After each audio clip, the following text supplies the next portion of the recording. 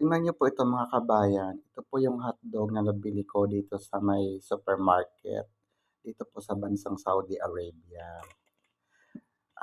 Ganito po yun, nung una po, pinakuluan ko lang siya at matigas po siya nung una, matigas parang rubber. Akala ko ganun lang, kinain ko 2 piraso. Pero ngayon, magluluto uli ako dapat, natira.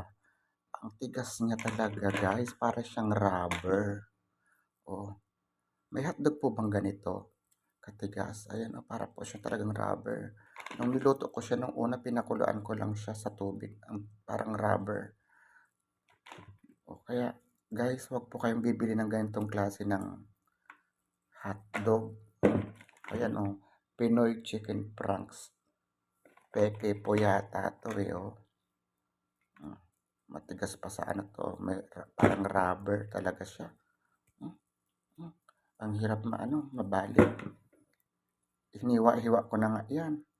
Pero ganyan pa rin, oh. Matigas. Kaya, Diyos ko, huwag na po kayong bibili ng ganitong klase ng hotdog. Ayan po guys, sana po makatulong. Salamat. Ito oh, kahit naluto ko na, kanina malambot to oh, naluto ko na. Ano pa rin siya? Matigas talaga siya oh, parang rubber.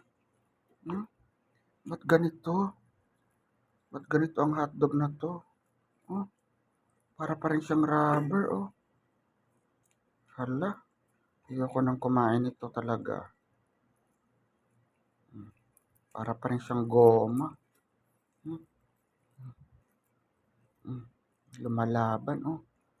Para siyang goma oh. Lumalaban, ayaw maputol.